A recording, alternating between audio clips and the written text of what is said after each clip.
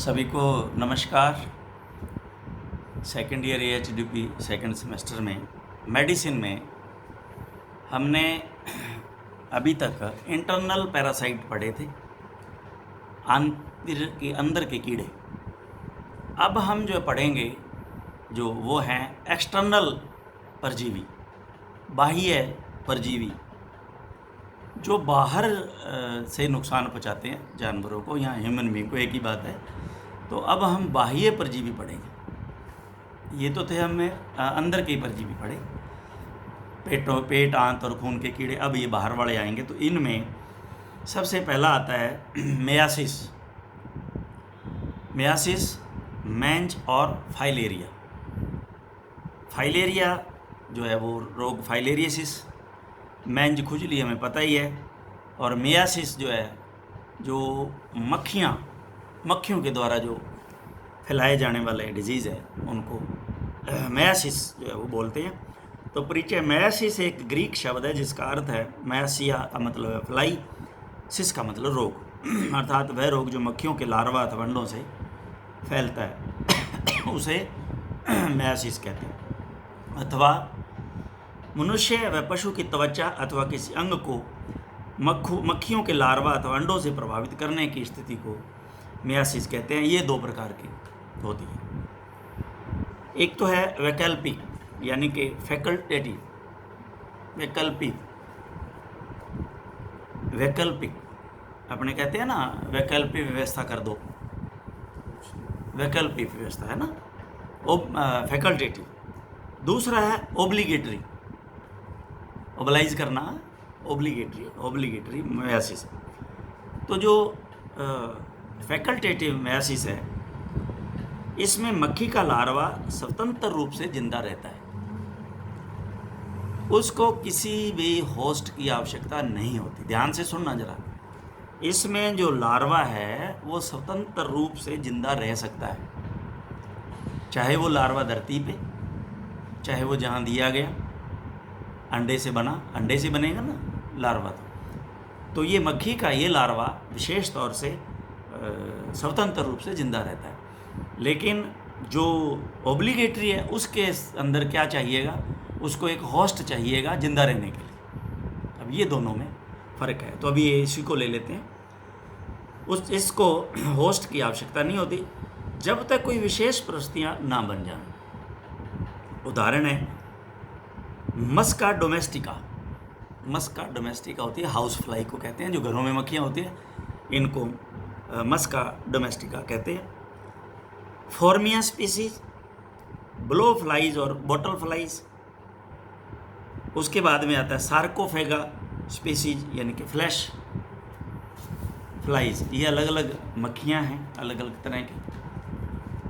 ये मक्खियाँ मनुष्य आवास पर उसके मल व भोजन पर मंडराती हुई मिलती। ये आम ही देखते हैं, ये कोई नई बातें थोड़ा ही हैं। घर में मक्खियाँ होती हैं, खाने पे आती हैं, देखती हैं, बैठते हैं। ये लार्वा की स्थिति में मुख्य रूप से पशु के उन घावों पर मिलती हैं जो घाव जीवाणुओं द्वारा संक्रमित हो गए हों, अथवा त्वचा जो गोबर आदि से हमेशा सनी रहती हो। जीवन चक्कर इसका, ये मक्खी मल पर मरे सड़े जानवर, संक्रमित घाव पर गोबर मल आदि से सनी हुई त्वचा पर, पशु में मुख्य स्थान पर एनस, वल्वा, वेजाइना का जो पार्ट है, एनस यानी कि वल्वोरल लिप्स, वल्वा के लिप्स, यहाँ एनस, सींग का आधार, बेस ऑफ द हॉर्न, नर में प्रिप्यूस, यह आपको पता है प्रिप्यूस, जो है वो पेनिस का आगे का जो है ढकने वाला चमड़ी, फुट रॉट, पैरों में रोट कहते हैं सड़न, जब पैरों में सड़न होती है, यानी कि जब घाव हो जाते हैं वो सड़ने लग जाते हैं, वहाँ बैठते हैं। फुट रॉट आदि पर बैठकर आहार भोजन प्राप्त करती तथा वहीं पर ही अंडे दे देती है।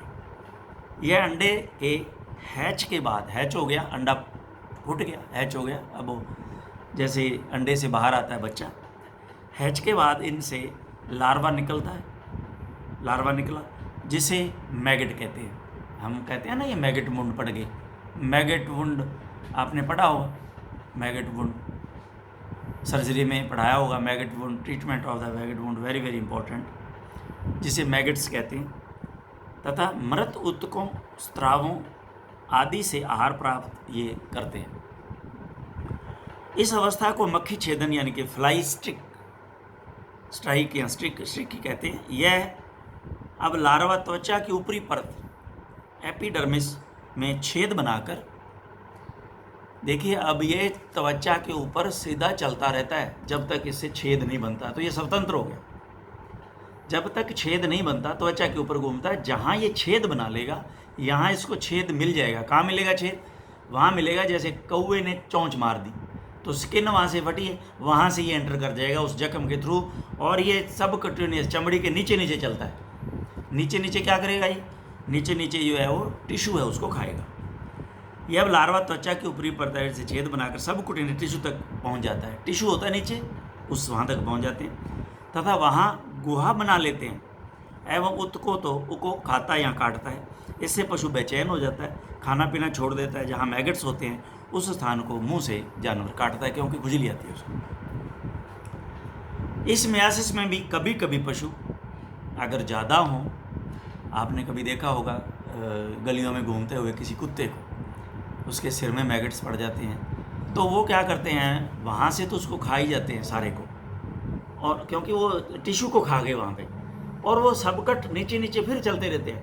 अगर ये अवस्था बहुत ज़्यादा हो गई है, ज़्यादा मक्खियों ने अंडे दिए, ज़्यादा मैगट्स बन गए, ज़्यादा उसके अंदर इस तरह की अवस्था बन गई है, तो पशु शॉक से मर भी सकता है। उसके टॉक्सीमिया एंड इंटॉक्सिकेशन यानी कि अंदर अंदर जहर बनना, इंटॉक्सिकेशन। ये हिटोलाइसिस नहीं है, हिस्टोलाइसिस है। एस करो इसको, हिस्टोलाइसिस।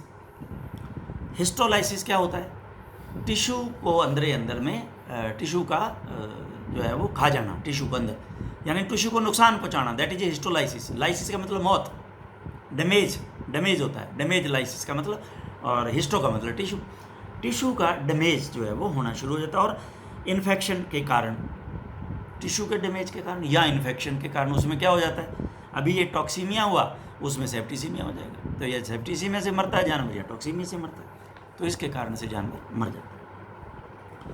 अब आती है इसकी दूसरी अवस्था, ओब्लिगेटरी मेयासिस। इस मेयासिस में मक्खी के लार्वे को होस्ट की आवश्यकता होती है।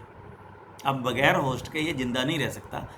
अगर ये लार्वा, जैसे मक्खी ने अंडा दिया घाव पे, और वो अंडा जो है लार्वा बन गया यानी मैगट बन गया, और वो कहीं नीचे गिर गया, अब वो नीचे गिर गया तो वो मर जाएगा, बिना होस्ट के नहीं रह सकता। यहाँ वहीं पर ही कहीं ना कहीं छेद बना के वो चमड़ी में घुस जाएगा, टिश्यू में घुस जाएगा, क्योंकि ये एक प्रकार के परजीवी पैरासाइट हैं। इसे यदि होस्ट नहीं मिलता तो मर जाता है।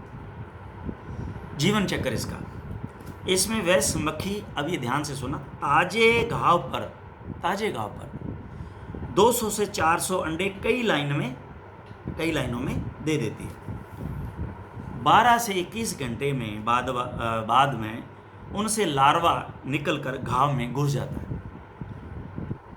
अब देखिए, ये लार्वा अगर कहीं आपने चिमटी से पकड़ के बाहर छोड़ दिया तो ये मर जाएगा, या ये गिर गया तो मर जाएगा, क्योंकि इसको होस्ट की आवश्यकता है। अब होस्ट क्या है? वो जो एग जहाँ पे लार्वा बना, अभी उसके टिश्यू में जाएगा तो ये होस्ट है उसका, अभी उसको खाएगा।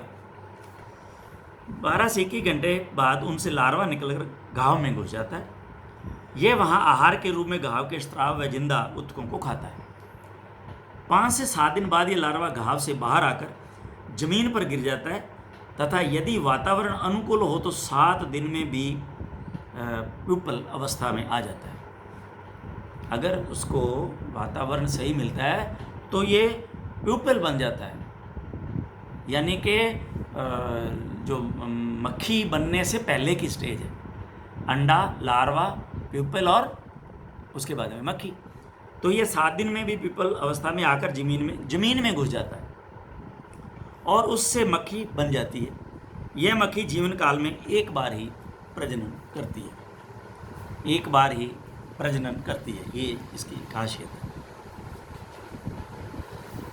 कारण है इटियोलॉजी है फैकल्टेटिव मियासिस में मस्का डोमेस्टिका, हाउस फ्लाई।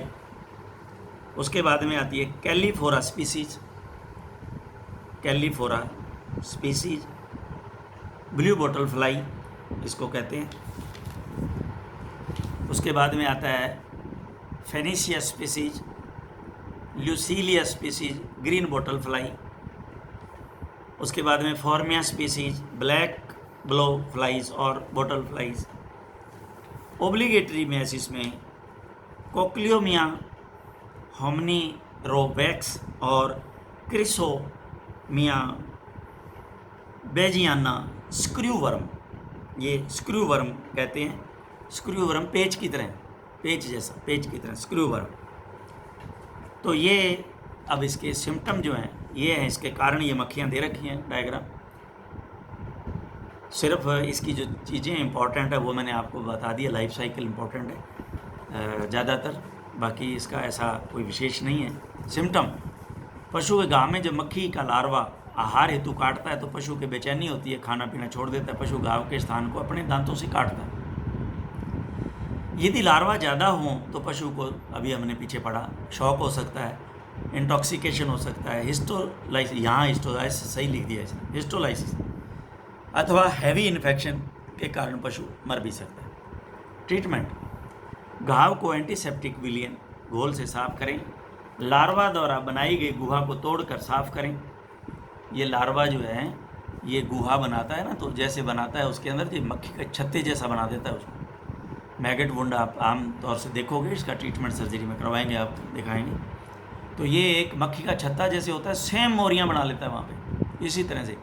तो उस सारे छत्ते को ही क्यूरेटर से क्यूरेट करके निकाल देना होता है वहाँ जख्म से, अदरवाइज ठीक नहीं होता। तोड़कर साफ करें तथा एंटी मैगट स्प्रे जैसे लोरेक्जोन स्प्रे, टॉपिकल स्प्रे, टॉपिक्योर आता है ना आजकल, आदि लगावें। कुछ भी नहीं हो सके तो फिनाइल, तारपीन का तेल व कपूर आदि ही लगा दें ताकि मैगट मर जाए। बचाव, प्रिवेंशन, कंट्रोल, पशु को घाव होते ही तुरंत इलाज करावें। पशुशाला में तथा उसके शरीर को साफ रखें, विशेष रूप से पशु के ब्याने पर फुट रोट और ये FMD, देखिए FMD रोग होता है ये बी नहीं Andy, FMD foot and mouth disease, उसमें जो है पैरों में छाले हो जाते हैं, घाव हो जाते हैं। ये FMB लिखा है इसने, ये चलते चलते पता नहीं कहाँ सो जाता है। FMD करो इसको।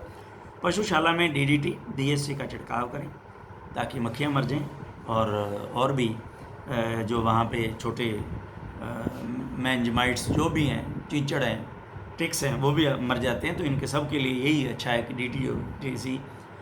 DDT और BSC का छिड़काव करें। पक्का फर्श है तो फिनाइल आदि से नियमित रूप से उसको साफ़ करें। तो ये आज हमने मियासिस जो है वो एक अकेला मियासिस ही पढ़ा है। तो अब हम नेक्स्ट चैप्टर में हम मेंज पढ़ेंगे, उसके बाद में फाइलेरियासिस पढ़ेंगे। Thank you very much.